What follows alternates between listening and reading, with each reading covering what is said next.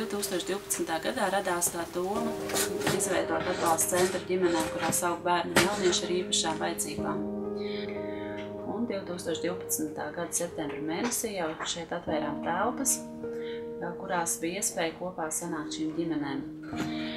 Kopā sākumā sanāca 3 ģimenes, bet šobrīd jau centra apmeklē ap 12 ģimenēm. Un ir tā, ka telpas jau kļūst par šauru. Tādēļ mums ir plānā atremontēt lielākas telpas, kurās mēs varētu piedāvāt plašāku nodarbību klāstu. Telpu mēs iespēju robežās šobrīd atremontējam, bet ir nepieciešams telpas labiekārtošana.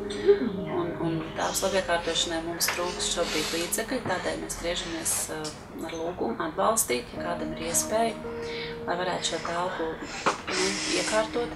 Lai tu zini, ka Jēzus tevi mīl, viņš apglāb tavu dvēseli.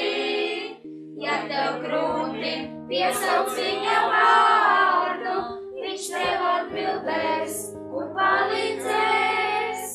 Lai tu zini, ka Jēzus tevi mīl, viņš var glābt tavu